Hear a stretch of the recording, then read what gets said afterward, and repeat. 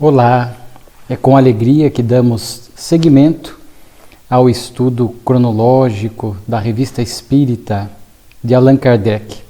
Hoje, fazendo uma reflexão, um breve estudo sobre a revista de abril de 1868.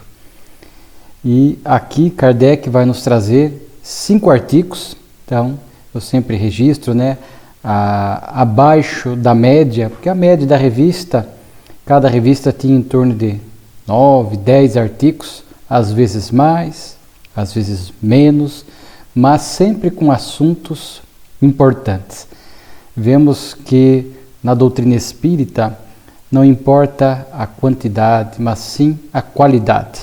Então aqui 5 artigos muito importantes e que trarão assuntos valiosos para a nossa reflexão. Aqui nós vamos lembrar que Kardec está dando seguimento no primeiro artigo à chamada correspondência inédita de Lavater com a Imperatriz Maria da Rússia. Vocês lembram que no mês anterior, para quem nos acompanha, março de 1868, Kardec trouxe e começou a introduzir estas cartas de Lavater. São 6 cartas que Johann Caspar Lavater escreve à Imperatriz da Rússia, e em março de 68 ali nós pudemos rapidamente citar a grandeza desse espírito, confirmado por Filomeno de Miranda na obra Tormentos da Obsessão, que Lavater viria a reencarnar-se depois como Eurípides Barçanufo, no ano de 1880, se não me falha a memória, lá na cidade de Sacramento. Viveu pouco, até os 38 anos, 1918, vitimado da gripe espanhola. Mas era alguém que tinha este compromisso, era um verdadeiro missionário na doutrina espírita, edificou o conhecido colégio Allan Kardec, uma mediunidade extraordinária, uma tarefa de divulgação da doutrina com exemplos e comportamentos de amor que marcam realmente a sua vida na Terra. Então é o mesmo espírito que também, segundo nos informa Divaldo Franco em suas palestras, teria sido Rufo na obra Ave Cristo, de Chico Xavier, ditado por Emmanuel, aquele escravo cristão que morre atado a um cavalo selvagem, sem negar, sem abjurar Jesus. Então estamos diante de um espírito nobre, evoluído. E as suas cartas anteriores ao espiritismo, porque elas datam do final do século XVIII, 1796, 1798, que ele encaminha a essa imperatriz. Na revista de março, ao final, foram publicadas lá 2 cartas, e ao final uma comunicação espiritual do marido da imperatriz, Paulo I, onde ele conta da alegria deles, do casal, em receber a carta de Lavater, porque essas cartas, conforme já começamos a ver no mês anterior, eram impressionantes, porque Lavater falava a eles acerca da imortalidade da alma e acerca da vida após a morte, trazendo, mesmo antes do espiritismo, algumas informações muito precisas, informações interessantes que o espiritismo traria depois. É claro que em alguns pontos nós vamos perceber que não se enquadra, não se harmoniza perfeitamente com o espiritismo, mas no geral vemos o pensamento justo, correto de Lavater sobre a vida após a morte. E agora em abril seguimos porque Kardec publica a 3ª, a 4ª e a 5ª carta. E publica também, porque acompanharam essas cartas, 2 comunicações espirituais que chegaram até Lavater. Aqui dá-nos a impressão de que chegou a ele através de algum amigo médium. Às vezes, em alguns momentos, a gente fica até na dúvida se foi ele próprio, o médium, que recebeu essas mensagens, mas parece-me que não, mas ele encaminha 2 comunicações espirituais até para ilustrar melhor, apresentar de forma mais enfática e com mais detalhes essa questão da vida após a morte. Ele que tinha tanta confiança nessa vida após a morte, que na sua reencarnação mais recente, que temos conhecimento como Eurípides Barçanufo, ele chega com antecedência a anotar no calendário a data da sua desencarnação, que foi no mês de novembro de 1918. Então, ele vai lá no dia, não me lembro exatamente o dia, mas ele anota ali na folha que ele iria desencarnar naquela data. Isso meses antes, ciente de que ele não tinha qualquer medo da desencarnação, porque tinha esta plena convicção na continuidade da vida. Então aqui em abril, porque nós vamos retomar isso em maio, porque foram onde Kardec vai publicar na próxima revista do mês seguinte a última carta de Lavater, e aí algo que vai enriquecer bastante, porque é uma comunicação espiritual do próprio Lavater. E é interessante, sempre citamos como isso enriquecia. Kardec lia na Sociedade de Paris, trazia esses temas, esses assuntos, esses fatos, e em muitas ocasiões vinham comunicações espirituais ligadas, conectadas ao tema, ao fato, aqui em questão as cartas, enriquecendo ainda mais a nossa percepção da situação, do tema, ampliando o nosso conhecimento. Aqui Kardec publica a terceira carta, onde Lavater continua falando desta vida após a morte. Lembro e repito, antes do surgimento do Espiritismo. Então ele fala assim: a sorte exterior de cada alma, despojada de seu corpo, corresponderá ao seu estado interior. Isto é, tudo lhe aparecerá tal qual é ela mesma. A boa tudo aparecerá no bem, o mal só aparecerá às almas dos maus. A alma odienta atrairá a si naturezas odientas. Então vejamos que Lavater está falando da lei das afinidades, que já comentamos na revista anterior. Lavater tinha esta plena noção da meritocracia. Quando ele fala do estado interior, então não há como improvisar, porque o nosso estado interior, os nossos pensamentos, os nossos ideais, os nossos valores, refletem o nosso estado de evolução. Aqui na Terra, nós podemos fingir que temos valores quando na realidade não os temos. Podemos fingir perfeição, podemos criar uma cara, uma face de perfeição, o que não condiz muitas vezes com a realidade. Mas ao desencarnarmos, ao nos liberarmos, nos desvincularmos do corpo físico, como aprendemos muito com André Luiz na sua série, inclusive na introdução da obra Nosso Lar, é comentado que a morte nos coloca face a face com a nossa realidade espiritual. Então Lavater está falando isto. Não há improviso, não há privilégio, não há como levar uma vida de equívocos e achar que após a desencarnação tudo isso simplesmente vai ser esquecido e nós vamos ganhar uma condição espiritual que não temos.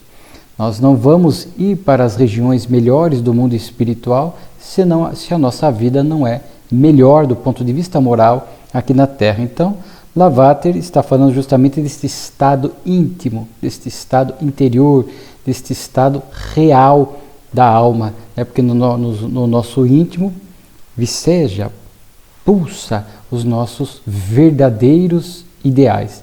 E a doutrina espírita nos fala muito da importância do pensamento, plasmamos com o pensamento.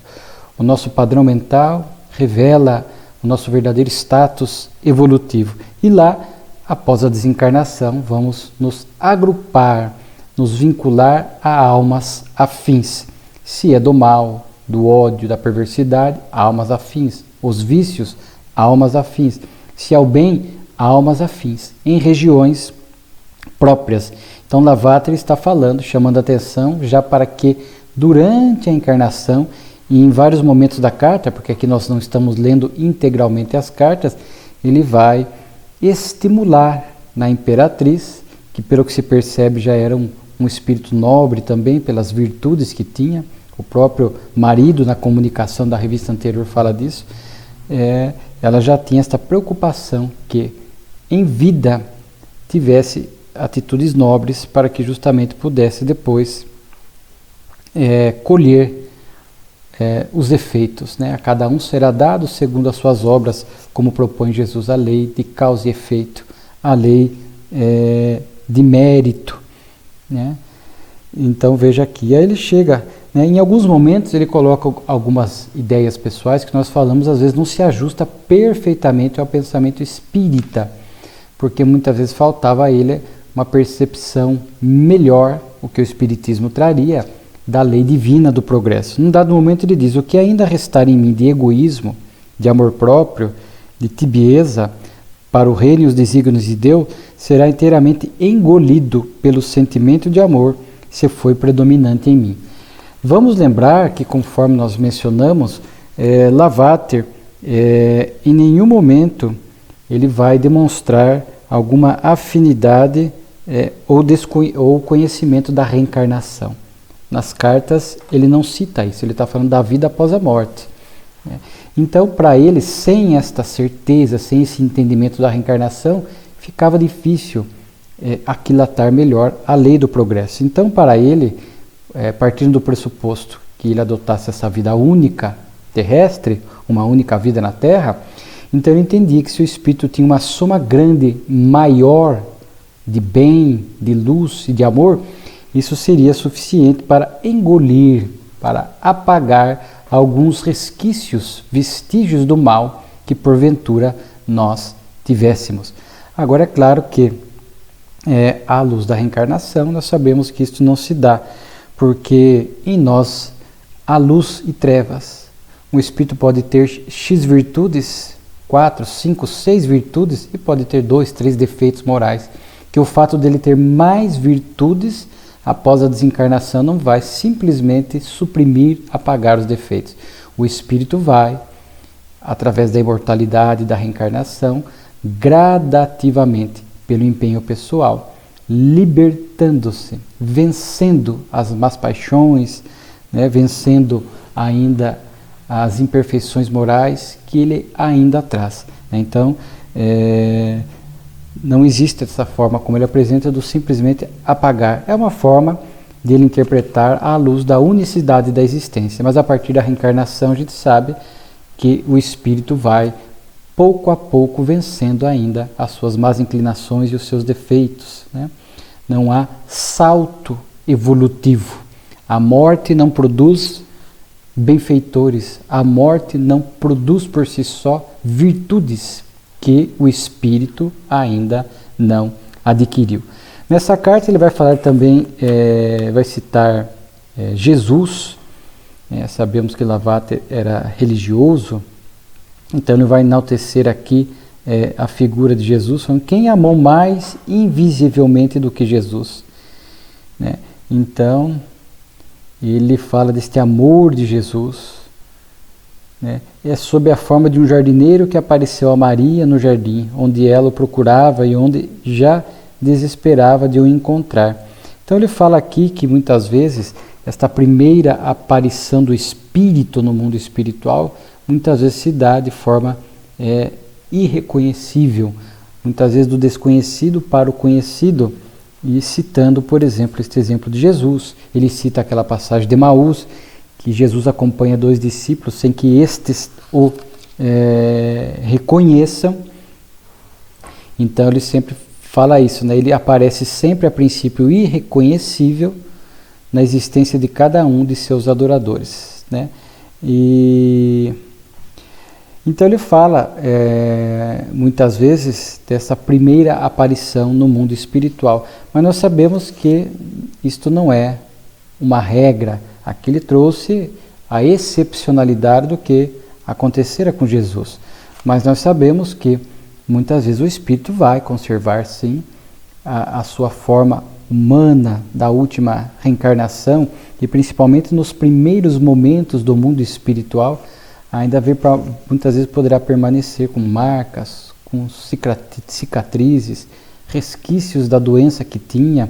É só depois, com o passar do tempo, com o espírito se adaptando, tendo um pouco mais de controle mental, de condições intelecto-morais, é que ele pode agir e daí sim ir modificando a sua aparência espiritual.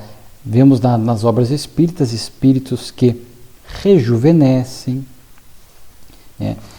espíritos que se tinham determinadas marcas, depois essas marcas acabam desaparecendo do corpo espiritual. Então a gente percebe que muitas vezes se dá o oposto, porque aqui ele toma como exemplo Jesus, né? Mas muitas vezes é mais comum o espírito manter exatamente a forma como tinha ali nos momentos que precedeu a desencarnação, e depois, conforme o seu status de evolução, quanto mais evoluído, mais rápido o espírito se adapta, e mais rapidamente ele pode, por exemplo, apresentar uma forma de uma existência anterior. Para isso, ele vai precisar acessar a sua memória espiritual, lembrar de vidas passadas, o que não é tão simples e tão rápido como se pensa, sobretudo para espíritos que ainda estão em condições mais limitadas do mundo espiritual. Então, a gente percebe que quanto mais é atrasado o espírito, mais ele conserva a aparência dos momentos que precedeu a desencarnação. À medida que o espírito vai evoluindo, ele vai podendo acionar, repito, a sua memória espiritual e mudar a sua aparência. Nós sabemos, por exemplo, que o espírito Camilo, benfeitor do Raul, ora se apresenta como Camilo Flammarion, ora, às vezes se apresenta como franciscano, foi Frei Mazeu, conviveu com Francisco de Assis. Então a gente percebe essas possibilidades que o espírito tem. Na quarta carta, ele vai dizer que vai enviar uma comunicação espiritual, ele chama de um defunto, de um espírito, a um amigo da Terra, e que essa comunicação faria a ela, a imperatriz, entender melhor as ideias sobre o estado de um cristão após a morte de seu corpo. Então, em muitos momentos das cartas, Lavater vai estar falando desta volta ao mundo espiritual, desse despertar do espírito, partindo do pressuposto que ele foi um bom cristão, um homem de bem. Então, as cartas são algumas longas, ao que o momento que ele estimula a imperatriz à questão da moralidade, a este estado interior nobre, para que ela pudesse depois ter uma situação melhor após a desencarnação. Sentir-me-á feliz ao saber que havíeis compreendido como cada homem, pela formação de seu caráter individual e pelo aperfeiçoamento de sua individualidade, pôde preparar para si mesmo prazeres particulares e uma felicidade adequada a si só. Então veja que mesmo sendo um religioso, ele soube muito bem desvincular a questão da religião e da religiosidade. Nenhuma pessoa, entre aspas, estará salva ou garantirá um retorno melhor, feliz ao mundo espiritual, simplesmente por ser desta ou daquela religião. E isto a gente percebe Lavater ir muito nesta linha, falando que o que mais importa é a religiosidade, a vivência, o grau de espiritualidade da pessoa, enquanto ele é engajado no bem, e é isso que o Espiritismo nos ensina. Aí Kardec faz acompanhar desta quarta carta uma comunicação espiritual, e o Espírito vai falar o poder de amar daquele que amou no mundo material aumenta inexprimivelmente quando se torna cidadão do mundo imaterial. Com o amor também aumenta o desejo de se comunicar aos que conhece, aquilo que pode, o que lhe é permitido transmitir. Então isso é o Espírito que está falando e vem justamente ao encontro desta vida que segue, dos sentimentos. A morte não apaga os sentimentos. Então, se nós nutrimos o amor por alguém, por um ente filho, uma esposa, um companheiro, um pai, a morte não apaga isto.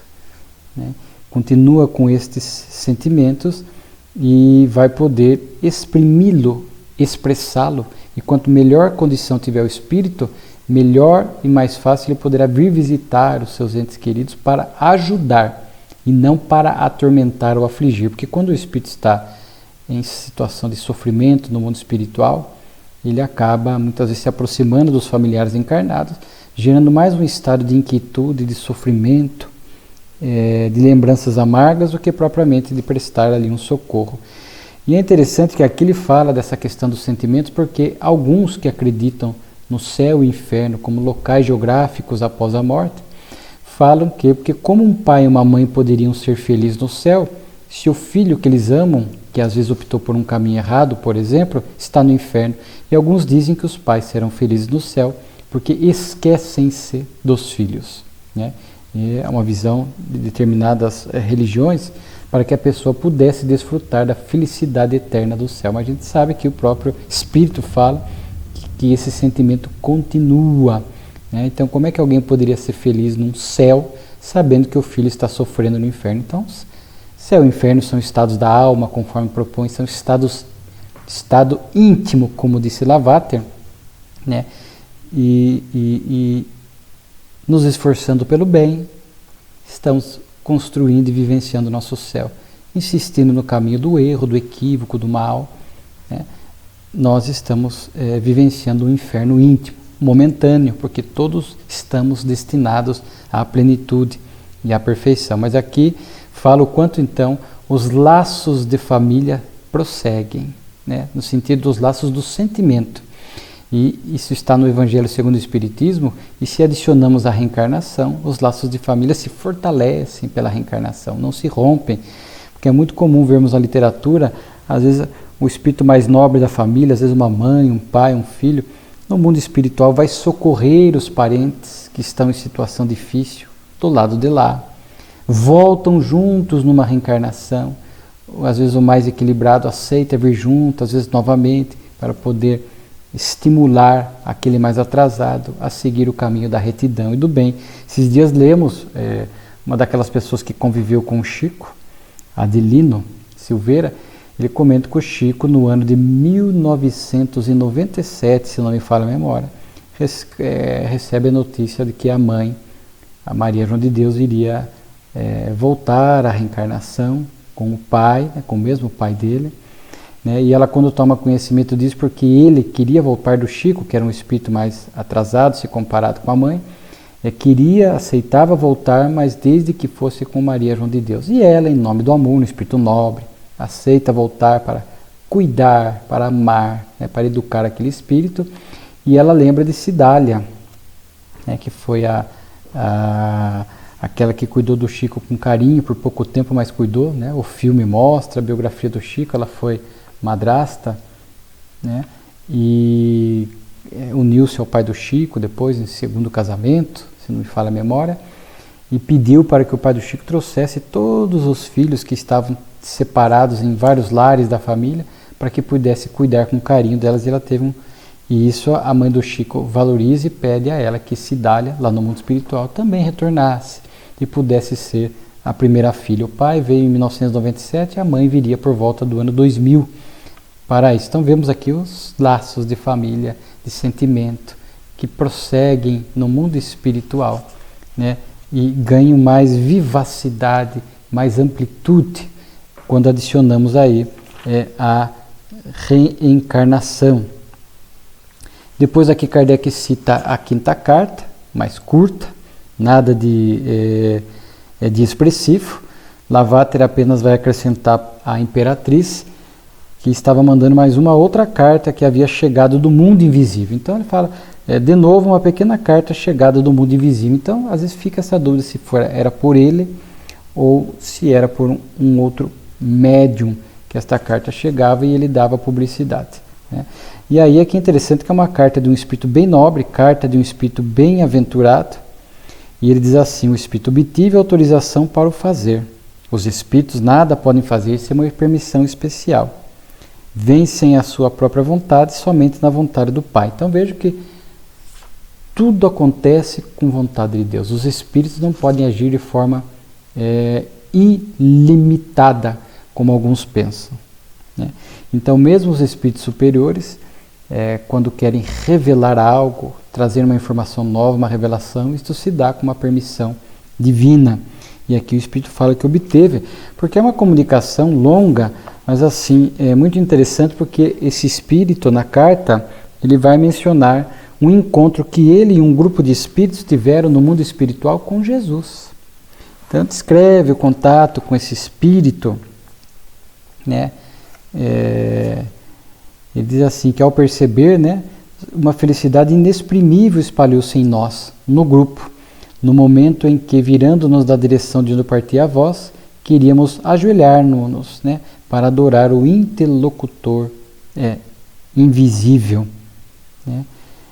Então, aquele Espírito, que é Jesus, foi se tornando mais luminoso, mais gracioso, mais sublime, estendia para nós os seus braços e pronunciou as seguintes palavras que vibrarão eternamente para nós e que nenhum poder será capaz de fazer desaparecer de nossos corações. Vinde aqui, vós eleitos do meu Pai, herdai do reino que vos foi preparado desde o começo do universo.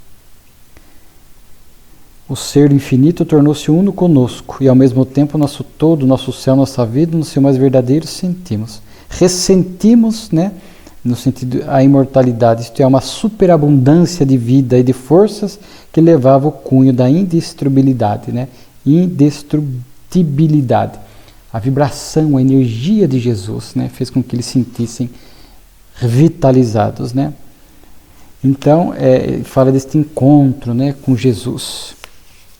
E é interessante porque o próprio Lavater, né, enquanto Eurípides Barçanufo tem durante o sono um encontro com Jesus muito conhecido no movimento espírita, né, para mostrar enquanto esses encontros com o Cristo, aqui no exemplo, são possíveis. Almas nobres conseguem ter este merecimento desses contatos com Jesus.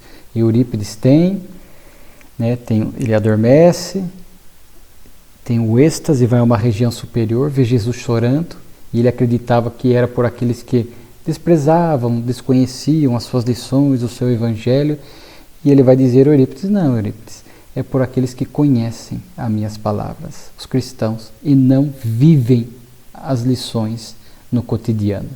Aí Eurípides volta para o corpo e acorda impressionado com aquela fala do Cristo, e a partir daquele dia diz que ele se dedicaria ainda mais à vivência do bem na Terra. Eu estava me lembrando do próprio Chico, né, após a desencarnação, aí ele não estava encarnado, mas após a sua desencarnação, Joana de Ângelo descreve por Divaldo Franco que ele foi recebido no mundo espiritual por Jesus. Nós encontramos na obra Os Evangelhos e o Espiritismo, que é do Divaldo e do Raul, no item 75, finalzinho da obra, que são perguntas feitas a Raul e a Divaldo.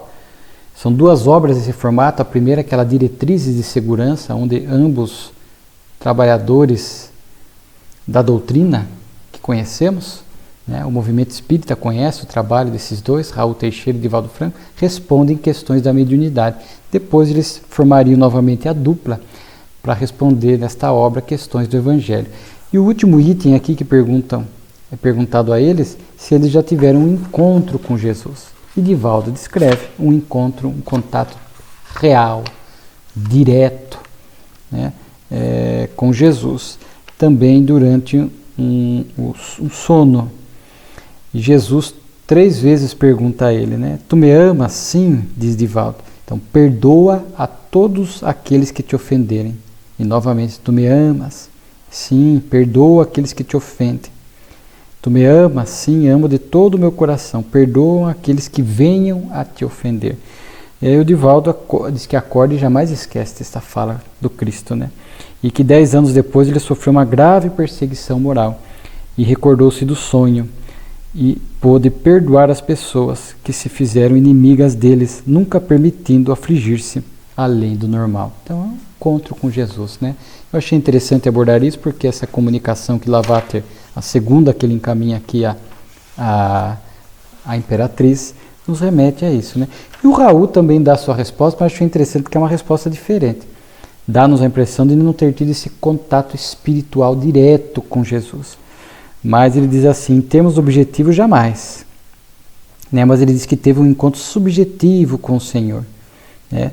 No tempo em que a reflexão sobre a vida, pautada na doutrina espírita, fez-me clara a realidade da vida imortal, e a mortalidade da alma descerrou diante dos meus olhos os seres invisíveis na condição do meu irmão, de irmãos meus. Pude ver o Mestre quando chegou-me à mente a consciência, né, de que tendemos à perfeição. E ele vai citar ainda aqui que, em síntese, somente consegui ver simbolicamente o Cristo acionando todos os meus melhores recursos íntimos, quando o pensamento espírita passou a ocupar e a iluminar minha mente e a nortear a minha vida. Aqui então vemos de formas diferentes, né? Que, aliás, esse passo do Raul é o primeiro passo. O primeiro passo para ver Jesus é esse ver mais simbólico. É um ver, este encontro íntimo com as lições de Jesus. Entender a grandeza do Mestre, a importância das suas lições, né? E aqui Raul fala em especial à luz da doutrina espírita, um Jesus mais próximo de nós. E aquilo seria para todos nós um primeiro encontro com Jesus, esse despertar da consciência, entender a grandeza do Cristo e a grandeza das suas lições para nós. Este é um primeiro encontro subjetivo que depois vai nos permitir um segundo encontro, que é o narrado por Divaldo, por Eurípides, que é um encontro real, né? Um encontro espiritual, pessoal, direto com Jesus, porque à medida que a gente tem um encontro subjetivo e se esforça por viver Jesus no cotidiano, ser, como diz Paulo, cartas vivas do Evangelho, e isto vai se dando continuadamente durante muito tempo, e a gente se torna um espírito nobre, aí ganhamos este merecimento para este contato direto espiritual com Jesus, como aconteceu com Eurípides, como aconteceu com Divaldo, e como os encontramos na literatura espírita, os cristãos primitivos, os apóstolos que deram a vida em nome daquela causa, né? E eram recebidos em festas no mundo espiritual, e muitos deles diretamente por Jesus, como Maria Madalena, Maria de Nazaré, como Joana de Cusa, como Simão Pedro, etc., né? Então, achei bonito nós fazermos essa reflexão sobre esses encontros, esses contatos com Jesus, e sabemos que o nobre codificador Allan Kardec, durante ainda a sua missão de codificador na Terra, tinha esta assistência direta do Cristo, né, do Espírito de verdade, conforme nós entendemos, né? Então, vejo que essas cartas de Lavater, estas comunicações trazem para nós valiosas e profundas reflexões sobre a imortalidade, sobre a vida após a desencarnação no mundo espiritual e, em especial, hoje este encontro com Jesus. Que possamos ir nos habilitando ao primeiro, ao subjetivo, mentalizando, pensando, refletindo em Jesus, a sua grandiosidade, Ele enquanto governador espiritual da Terra, que nunca nos deixou. Nós estamos mergulhados no seu psiquismo, Ele cuida como bom pastor das suas ovelhas que somos nós. Cabe agora a nós esse despertar da consciência para entender a grandeza das suas lições e o empenho por vivê-las no cotidiano e nesses tempos difíceis de transição, mantendo esse regime de fidelidade, porque são tempos realmente bastante desafiadores. E falando em transição, o segundo artigo aqui chama O Fim do Mundo em 1911. Kardec vai citar aqui uma brochura, uma pequena brochura com esse nome, Fim do Mundo em 1911, onde ele vai, aqui diz que através de cálculos cabalísticos e tudo mais, chega-se à conclusão de que em 1911 acabaria a vida na Terra, e que seria precedido daquela figura mitológica, um símbolo que está no Apocalipse, mas que alguns interpretam literalmente, o Anticristo, né, que apareceria no fim do mundo para encher de crime e de impiedade a Terra, para que depois viesse o Cristo e o vencesse, né? Então, dentro dessa simbologia, a luta do bem e do mal, o ápice da transição planetária e depois a vitória do Cristo, do seu Evangelho, o mundo regenerado do porvir, a terra prometida, né? Conforme nós já comentamos aqui em muitas lições da Revista Espírita, porque é um tema que vai estar muito presente nas obras de Kardec, na Gênese, na terceira parte, e na Revista Espírita. Então Kardec vai citar aqui trechos dessa brochura, vai naturalmente refutar, porque o Espiritismo não partilha desta ideia do fim do mundo, né? Conforme aqui nos apresenta, materialmente, que vai deixar de existir. A Terra um dia, por ser matéria, vai deixar de existir, mas daqui bilhões de anos, né, como nos mostra a ciência, e até lá já estará desabitada, e os espíritos que a povoavam estarão, irão para as muitas moradas da casa do Pai, como uma escola velha, em ruína. Ninguém deixa os alunos ali dentro da escola quando a escola vai cair. Eles são transferidos de escola. Assim é mais ou menos o que acontece com os planetas quando eles deixam materialmente de existir. Mas está longe de acontecer isso com a Terra, como são bilhões de anos à frente, mas a Terra vai sim, é o fim do mundo moral, um novo ciclo, conforme nós já sabemos, que vai acontecer. Kardec disse que já tinham previsto o fim do mundo em 1840, previram 2000, várias datas de pessoas que pensavam no fim do mundo material e se frustraram porque não aconteceu.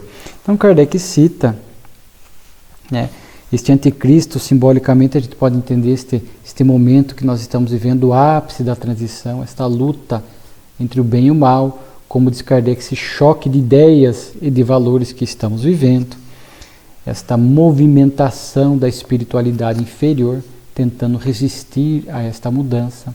Muitos espíritos sabem que o tempo deles está acabando, eles estão já de algum tempo emigrando para o mundo inferior, e eles então se agitam no mundo espiritual. Vimos em obras recentes de Filomeno de Miranda, pelo Divaldo Franco, que regiões trevosas já estão sendo retiradas da Terra, transplantadas para este mundo inferior. Então estamos vivendo um momento de ápice mesmo, em que medidas mais drásticas estão sendo tomadas para que logo mais tenhamos aqui um mundo de regeneração. Então o anticristo seria simbolicamente esta luta entre o bem e o mal, né? Esse choque de valores que estamos vivenciando. A brochura em algum momento até distorce a doutrina, porque ela vai citar a doutrina espírita e tentar usar a seu favor algumas falas que estão na obra de Kardec, né? Mas distorcendo. Chega inclusive a falar que o crime e o suicídio são consequências do pensamento espírita, né? E Kardec até faz uma nota aqui, dizendo que, por coincidência, no mesmo dia em que nos chegou esta brochura, chegou uma carta de um correspondente de Lyon, onde o Espiritismo evitou um suicídio. Então veja como às vezes as pessoas distorciam a doutrina, e Kardec cita aqui na carta de uma moça, né, que estava pensando em se matar, né,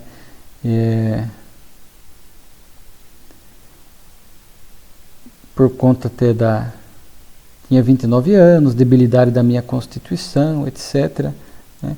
Só que ela queria se suicidar de uma forma muito sui generis, que disse que iria se matar com um golpe que não era fatal de imediato, para que ao não morrer instantaneamente, ela pudesse ter possibilidade de se confessar, se comungar e manifestar o arrependimento, para assegurar uma vida feliz no outro mundo. Olha que curioso, eu nunca tinha lido uma narrativa dessa forma, um suicídio onde a pessoa pensou até nesse detalhe, né, para que houvesse tempo após o golpe fatal de se arrepender, porque sabemos que algumas religiões pregam isso, né, a remissão dos pecados através da confissão e a pessoa poder acessar no céu. Claro que era um raciocínio absurdo, ela tomou conhecimento da doutrina e pôde evitar o suicídio. E aí Kardec, após ler e comentar esse tema do fim do mundo na sociedade, veio uma comunicação do espírita já desencarnado, que nós conhecemos, que é o Jobartes, de Bruxelas, né? Noticiamos aqui na revista a desencarnação dele, o despertar nobre, porque é uma alba iluminada, e ele se sentiu atraído pelo tema, né? O fim do mundo, diz que ele ouviu, e aí ele dá uma comunicação onde ele vai apresentar a forma como o Espiritismo pensa, né? Será o fim do mundo da superstição, do despotismo, dos abusos mantidos pela ignorância, pela malevolência e pela hipocrisia. Será o fim do mundo egoísta e orgulhoso, do pauperismo, de tudo que é vil e rebaixa o homem. Numa palavra, de todos os sentidos baixos e cúpidos, que são o triste apanágio do vosso mundo. Se refletirmos em tudo que se passa em volta de nós, esses sinais precursores não serão o sinal do começo de um outro mundo? Quer dizer, de um outro mundo moral, antes que o da destruição do mundo material? Então sabemos, né, a transição, esse ciclo de evolutivo. Mas aqui diz assim, né? Sim, o fim do mundo está próximo para ele, para esses espíritos do maus, né? Eles o pressentem e se apavoram. E de fato temos visto isto, né? Filomeno fala também das suas obras, onde muitos espíritos estão agitando-se no mundo espiritual, perdendo, entre aspas, suas moradas nas regiões inferiores, ficando até às vezes mais próximos de nós aqui. E temos visto comunicações espirituais muito sui generis, diferentes nesses tempos atuais, nas reuniões mediúnicas, e de fato eles querem arrastar o maior número de espíritos para este estado de infelicidade. Numa reunião mediúnica, um espírito chegou a dizer: sim, eu sei que o nosso tempo aqui está contado, que logo mais iremos para um mundo inferior, porque muitos espíritos têm esse conhecimento, só que eu quero levar o maior número de espíritos comigo, quero causar caos, desordem, né? Então, eles pressentem, como diz aqui. Mas o que eu acho bonito nessa comunicação de Jobarde, é ele dizer assim: e quais serão os mais poderosos obreiros para esta grande transformações? Sois vós, senhoras, sois vós, senhoritas, com o auxílio da dupla alavanca da instrução e do espiritismo. É bonita essa parte. Na mulher na qual o espiritismo penetrou, há mais que uma mulher, há um trabalhador espiritual. Né? A mulher trabalha muito mais que o homem na edificação do monumento, pelos sentimentos da mulher, a docilidade, né? O amor. Né? E ele fala assim: amamentando o corpo do seu filho, também poderá alimentar o seu espírito. Assim o menino sugará ao crescer o leite da espiritualidade. E quando tiverdes espíritas, filhos de espíritas e pais de espíritas, o fim do mundo, tal como compreendemos, ciclos, né, não será realizado. Então fala do leite da espiritualidade. Cabe aos pais cônscios do bem ensinar isso aos filhos, a educação moral. E quais são os poderosos obreiros? Sois vós. É o convite que a espiritualidade nos faz. Sempre registramos que o espírita não pode ficar passivo assistindo à transição planetária. Ele é convidado a ser colaborador, protagonistas. Muitos espíritos nobres estão reencarnando, espíritos nobres aqui do próprio planeta Terra, espíritos que estão vindo de auxílio, conforme fala Filomeno na obra Transição Planetária, colaborando para este momento, de forma que nós espíritas temos que agir como obreiros do bem, né? Colaborar, entrar em sintonia com este clima de melhoria do planeta, agindo no dia a dia na construção deste mundo regenerado do porvir. Depois vem aqui intolerância e perseguição ao espiritismo. Kardec vai narrar um fato de uma senhora, né, que era católica, paroquiana, que tinha o livro dos espíritos, e o cura, né, o padre, foi até a sua casa e ameaçou-a de não a enterrar quando morresse se não acreditasse no diabo e no inferno. Depois, apoderando-se do livro, levou-o. Alguns dias depois, aquela senhora, que pouco se havia abalado com os impropérios, foi à casa do padre lhe reclamar o seu livro, dizendo de si para consigo que se ele não o devolvesse, não lhe seria difícil adquirir outro e que saberia pô-lo em lugar seguro. Coragem!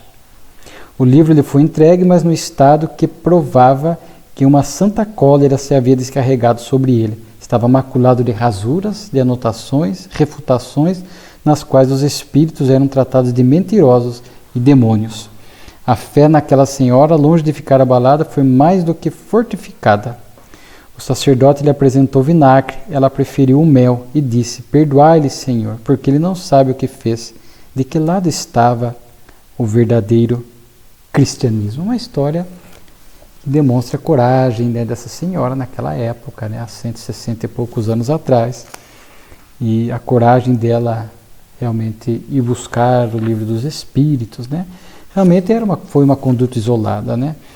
Kardec fala que naquele momento, naquele ano, a perseguição ao Espiritismo estava mais suave, menos acentuado, e que ali era algo mais particular, né? E que caberia ao espírita dar o exemplo que ela deu, né? Kardec vai dizer assim: todas as vezes que foram provocados por atos de malevolência, em vez de usar represálias, não evitaram com cuidado tudo quanto poderia ter sido uma causa de desordem? A autoridade jamais teve que os castigar por algum ato contrário à tranquilidade pública? Não, porque um funcionário encarregado da manutenção da ordem dizia há pouco que se todos os seus administrados fossem espíritas, ele poderia fechar o seu escritório, mostrando naquela época, né, o quanto a docilidade, a tolerância, a mansuetude no comportamento dos espíritas, mesmo em situações como essa de represália, né, de malevolência, né. Sua doutrina é sua lei, e essa lei lhes prescreve fazer o bem e evitar o mal. Por seu poder moralizador, diz Kardec, ela conduziu à moderação os homens exaltados, nada temendo, nem Deus nem a justiça humana, capazes de tudo, né? Então Kardec fala dessa postura do espírita equilibrada, e trazendo para os dias de hoje, vivenciamos muitas situações realmente hostis, difíceis, de malevolência, de perseguição, e o nosso papel, o nosso compromisso com a própria consciência é seguir um comportamento equilibrado, né? Realmente, como disse Jesus a Divaldo no encontro que citamos, né? Perdoai, né? Perdoai, perdoai, né? Kardec fala do batismo da perseguição, né? Que era toda a ideia nova que chega, sofre esse batismo, e fala o quanto esta perseguição, esta atitude de perseguir a doutrina espírita acabava gerando mais curiosidade em muitas pessoas que queriam entender por que da proibição da doutrina, da proibição de determinadas obras, o queimar os livros, conforme nós vimos no Auto de Fé de Barcelona, né? Então não adianta. E Kardec vai citar, né? Queimaram Jan Hus, que foi o que ganhou o Concílio de Constança, cobrir-se com uma nódoa indelével, mas as ideias do mártir não foram queimadas, foram um dos fundamentos da reforma. A posteridade conferiu a glória a Jan Hus e a vergonha ao concílio. Hoje já não queimam, mas perseguem de outras maneiras. Vejam Kardec citando ele próprio. Claro que ele não sabia, talvez, ali bloqueado a lembrança bloqueada pela reencarnação. Mas hoje sabemos por revelações seguras do mundo espiritual, porque não gostamos de fazer essas especulações reencarnatórias, só quando ela está realmente confirmada, e hoje sabemos, né, que Kardec foi realmente Jan Hus. Já era um espírito que foi condenado, mas manteve-se fiel aos seus princípios, né? Ele era contra a venda das indulgências, a riqueza da igreja, esse poder terreno da igreja e outros pontos, né? Abrindo, como diz aqui, o próprio Kardec fala dele mesmo lá no passado, sem saber, que preparando o caminho para a grande reforma, né? Para Lutero e Calvino, foram momentos importantes, né? Do avanço do pensamento religioso e do pensamento humano, daquela escravidão que a religião predominante tentava manter a criatura humana, mantendo-a na ignorância, né? Não se podia ler a Bíblia, somente as autoridades religiosas podiam ler e fazer o comentário, a pessoa não podia pensar, ficava presa aos dogmas, né? E tudo mais, toda aquela escravização do pensamento. Aí vem iluminismo, renascimento e outras coisas, convidando a criatura humana a pensar, e daí vem a doutrina espírita, fazendo esta aliança da ciência e da religião, a fé raciocinada. Kardec diz aqui: hoje já não queimam, mas perseguem de outras maneiras. Hoje as arenas romanas são o palco do mundo, as feras são as pessoas que criam embaraços e obstáculos a nós. Hoje eu lembro de uma fala do Divaldo que ser cristão nos dias de hoje é morrer um pouco por dia. Não é mais dar a vida física como antigamente, né? É o testemunho diário. Advêm os desafios existenciais, os obstáculos, as perseguições, as intolerâncias, né? Jesus falava, né, sereis odiado em meu nome. Nesse sentido, nós estamos sendo convidados a ser fiel a esses valores, né? E é interessante que na obra Ave Cristo, num dado momento da obra, Quinto Varro, né, ele estava ali sendo açoitado. Ele já havia adotado o nome de Corvino, em homenagem ao irmão Corvino, o original lá do início da obra. E ele, quando estava ali sendo açoitado, né, e viria depois a desencarnar, um cristão, Crispo, vai ali como que se quisesse morrer junto com ele ali naquele momento. E ele diz assim: Crispo, meu filho, não afrontes a autoridade. Meu pai, também quero testemunho. Eu também sou cristão. E ele diz assim: meu testemunho, né, ele diz assim: esqueceste que a maior exemplificação dos seguidores do Evangelho não é a da morte, e sim a da vida? Não sabes que Jesus espera de nós a lição do amor e da fé onde respiramos? Meu testemunho no tribunal ou no anfiteatro será dos mais fáceis, mas poderás honrar o nosso Mestre de maneira mais sacrificial e nobre, trabalhando por ele, em benefício dos nossos irmãos em humanidade, e por ele sofrendo dia a dia. Vai em paz, né? Então, isso é a fala de Quinto Varro para Crispo, né? E isso está aqui no capítulo 7º, da primeira parte da obra Ave Cristo, a nos inspirar esta fala final de Kardec, né? Hoje já não queimam, mas perseguem de outras maneiras. Então, o cristão, o homem de bem, falamos agora há pouco desse choque de valores, desse materialismo ainda vigente, o egoísmo, o sexismo, né, a competição, o individualismo. Aquelas pessoas que já têm um ideal de bem vão encontrando esses obstáculos e vão sendo convidadas a serem fiéis, apesar das adversidades. Isso é morrer simbolicamente um pouquinho por dia. Morrer um pouquinho por dia apesar das adversidades, no lar, no trabalho, na sociedade, no tempo religioso, é seguir fiel a Jesus, né? E tem um artigo aqui, o Espiritismo em Cádiz, que é da Espanha, onde Kardec vai noticiar, né, que antes mesmo do Espiritismo, 1857, já havia, ele toma conhecimento de reunião espírita constituída, não existia ainda, né, em 1853, o Espiritismo, então não podia ser chamado de reunião espírita, mas era onde as pessoas já se reuniam, porque já havia aquele movimento dos espíritos massivos, as mesas girantes e outros fenômenos, né, cuja faísca inicial foi lá em Hydesville, Nova York, em 1848, né, com as irmãs Fox, mas daí começou essa orquestração, este movimento organizado para chamar a atenção da humanidade, para a transitoriedade da vida física, a nossa essência imortal, o verdadeiro sentido da vida, e ele toma conhecimento que em Cádiz já havia a seriedade de um grupo de pessoas que já mantinham este contato com os espíritos com seriedade, não apenas aquela frivolidade, aquele divertimento que predominou na grande maioria naqueles primeiros momentos dos fenômenos. E Kardec cita aqui alguns trechos dessas comunicações, né? Então aqui vai falar dos espíritos, em 1853, então antes da doutrina, né? Os espíritos revestem uma forma? Sim. Qual? A forma humana. Há dois corpos, um material, outro de luz. O corpo de luz é o espírito? Não. É uma agregação do éter, né, do fluido cósmico universal, que depois a doutrina nos falaria, né? Fluidos leves formam este corpo de luz, falando do perispírito. Então, Kardec próprio ressalva aqui que não há assim, uma exatidão irreprochável, mas na maioria concordam com o ensinamento atual da doutrina espírita.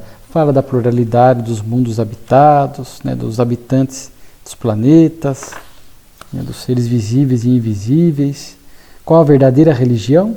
Amai-vos né, uns aos outros, amar-vos uns aos outros, né? Então há vários pontos interessantes aqui, né, que esse grupo de Cádiz, unidos pela seriedade das manifestações espirituais, indagaram, isso em 1853, né, indagaram os espíritos a respeito de pontos relevantes para a vida de alta intelectualidade e alta moralidade.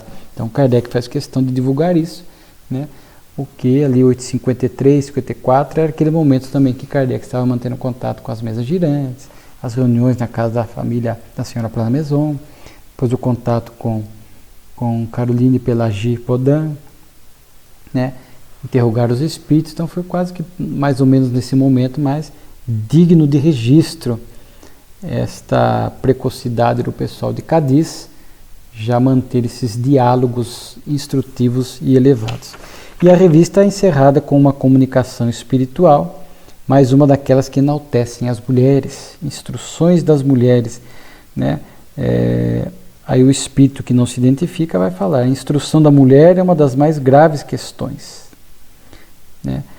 As grandes ideias de liberdade que dormem no fundo dos corações. Era uma época desafiadora, em que a mulher praticamente não tinha acesso à instrução. Isto era visto com muita restrição, né, por aquele machismo vigente da época, que ainda existe. Sabemos que estamos caminhando ainda para vencer esse machismo. Ela quer ser e será a companheira inteligente do homem, sua conselheira, sua amiga, instrutora dos filhos, e não um joguete de que se serve como uma coisa, né? Essa coisificação da mulher apenas para o cuidado doméstico e para o prazer sexual. É um absurdo, né? Então aqui a comunicação enaltece o papel da mulher, né? Fala da importância da instrução. A gente sabe que muitas escravidões foram sustentadas pela manutenção da ignorância, né? Citamos agora há pouco a religião dominante, que queria manter os adeptos ignorantes para que não questionassem, não pensassem. Às vezes no campo político vemos também procedimentos análogos, né? Mas quebrando aquele pensamento equivocado da época, da inferioridade da mulher. O Espírito diz: sim, a mulher é um ser perfectível como o homem, e suas aspirações do acesso à instrução, né, são legítimas. Ela reclama sua parte de atividade intelectual e a obterá, porque há uma lei mais poderosa do que todas as leis humanas, é a do progresso, a qual toda a criação está submetida. Então o Espiritismo trata, em O Livro dos Espíritos, a igualdade do homem e da mulher, que, como diz aqui a nota de Kardec, a emancipação da mulher é uma consequência da difusão do Espiritismo, porque ensina que o espírito não tem sexo. Ora reencarna como homem, ora como mulher, de acordo com as suas necessidades de aprendizado e de evolução. Então, com a reencarnação, qualquer tipo de preconceito, né, de opressão, de escravidão, jamais se justifica, né? Jamais se justifica. Então a gente vê que o Espiritismo veio colaborar para esta emancipação da mulher, assim como se posicionava vários textos de Kardec contra a escravidão, né? Contra qualquer tipo de opressão contra os negros, porque com a reencarnação tudo isso perde sentido e passamos a entender que todos, sem exceção, somos irmãos, filhos de Deus. Melhorou? Avançou, mas ainda temos estatísticas que mostram, né, a dificuldade que algumas mulheres ainda têm a acessar determinados cargos de chefias em determinadas situações, empresas. Às vezes ocupam o mesmo cargo que o homem e tem salários 30% em média mais baixos. Então muitas coisas ainda precisam ser modificadas, o que se dará gradativamente, porque, conforme aqui falou, há uma lei divina mais poderosa do que todas as leis humanas, que é a lei do progresso. É inevitável. Caminhamos para esse mundo regenerado e os nossos hábitos, os nossos costumes vão se melhorando, vão se ajustando cada vez mais às lições iluminadas que o Cristo nos trouxe, né? E então vemos aqui mais uma revista grandiosa que nos trouxe muito material para reflexão e para a vivência, e cada vez mais ficamos aqui encantados com este trabalho extraordinário do nobre codificador. Muito obrigado.